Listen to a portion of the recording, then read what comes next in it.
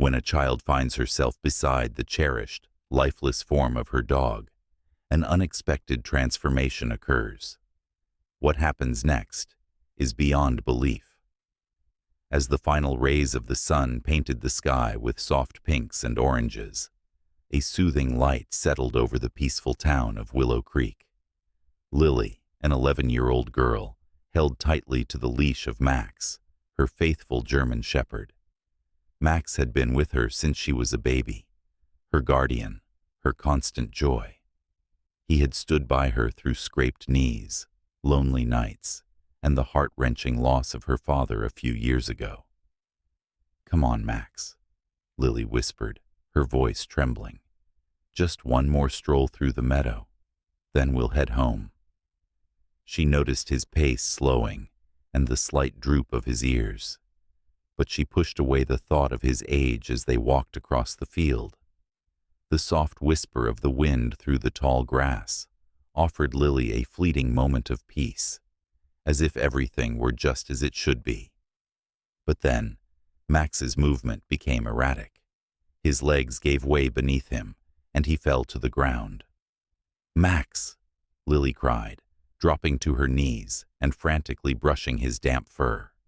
Her eyes blurred with tears as she shook him gently. "Please, Max, wake up." His breathing grew faint, and in mere moments, it stopped. Lily pressed her face into his fur, crying uncontrollably. "You can't leave me," she whispered. "I need you."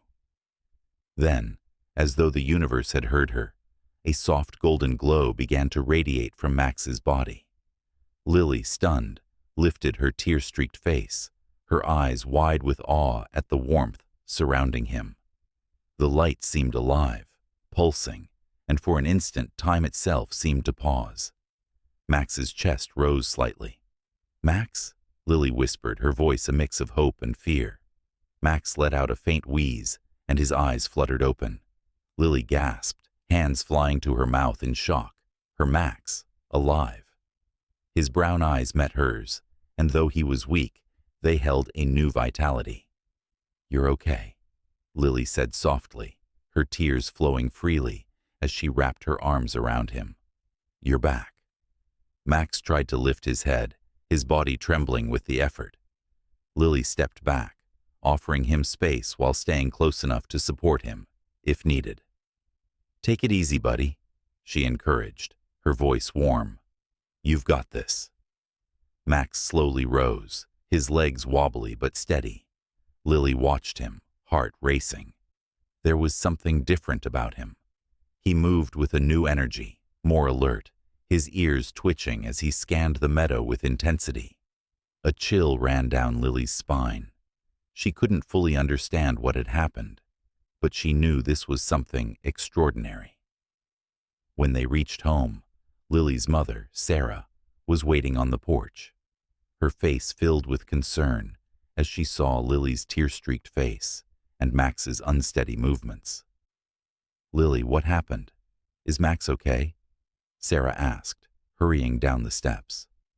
Lily hesitated, unsure of how to explain what she had just witnessed. "He collapsed," she said softly. "I thought I lost him, but then something happened. He's alive, but he's not the same." Sarah knelt beside Max, gently petting his fur. He gave a soft sigh, leaning into her touch. "Well, he seems all right now," Sarah said, though her brow furrowed, "but we'll need to keep an eye on him." That night, Lily lay in bed, her mind racing with questions. How had Max come back? Was it a miracle or something far beyond her understanding? She replayed the moment in the meadow, the golden light, the energy in the air. It all felt too unreal. The next morning, Lily awoke to find Max sitting by her bedside, his tail wagging gently. He looked stronger, more alive than he had in months, his fur shinier, his eyes brighter. When Lily reached out to pet him, she felt an odd sensation, like a gentle tingling spreading through her hand. She pulled back instinctively. "What was that?" she murmured, staring at her palm. Max tilted his head, as if sensing her confusion. Throughout the day, Lily noticed more changes. Max seemed more energetic, more aware of his surroundings. When they went outside, he tugged on the leash, eager to head toward the meadow, as though trying to lead her somewhere.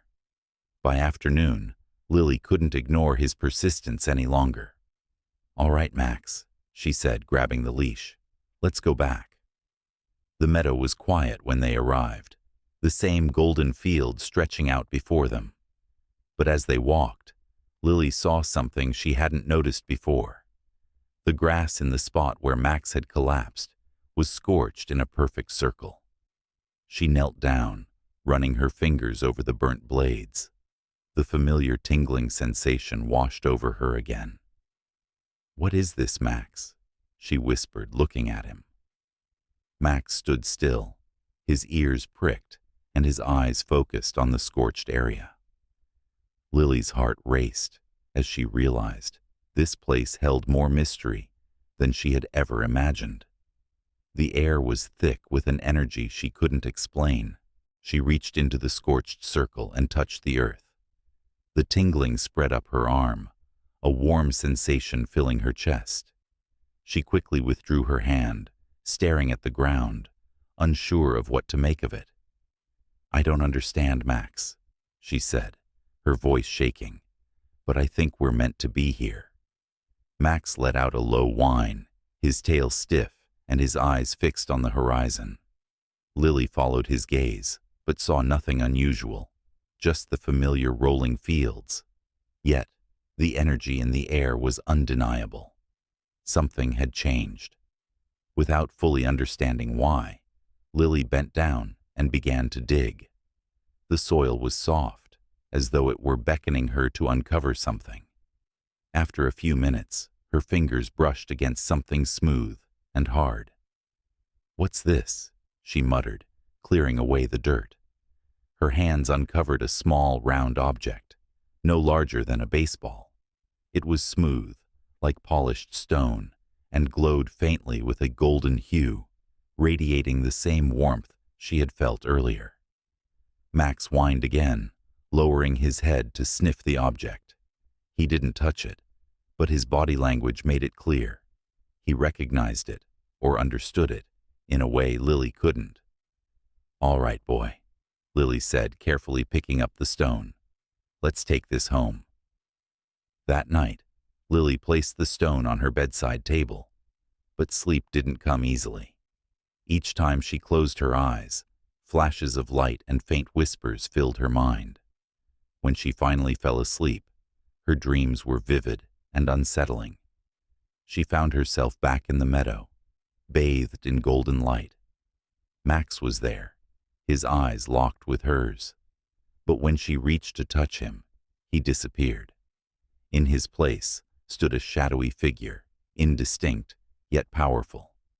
The figure raised a hand, pointing at the stone she held. "You must choose." A voice echoed in her mind. "Balance must be restored." The next morning, Lily awoke with a start, the voice from her dream still ringing in her ears. She looked at the stone. It had dimmed, but still glowed softly. Max lay at the foot of her bed, his eyes wide and alert, watching her closely. "We need to go back," Lily said quietly, as though Max could understand. His tail wagged once, as if agreeing. Back in the meadow, the energy still hummed in the air. Lily kept the stone in her pocket, its warmth constant against her side. Max led the way, his movements purposeful, as though he knew exactly where they needed to go. When they reached the scorched circle, the stone began to pulse, its glow growing stronger. Lily took it out, feeling the familiar tingling spread through her hand. She knelt and placed the stone on the earth. As soon as it touched the ground, the wind stirred, swirling around them in a lively dance. The golden light returned, brighter than before. Max barked, his voice cutting through the strange hum in the air. From the light emerged the shadowy figure, more defined than before. "You are the key," the figure intoned. What was taken has been returned, but balance comes at a cost.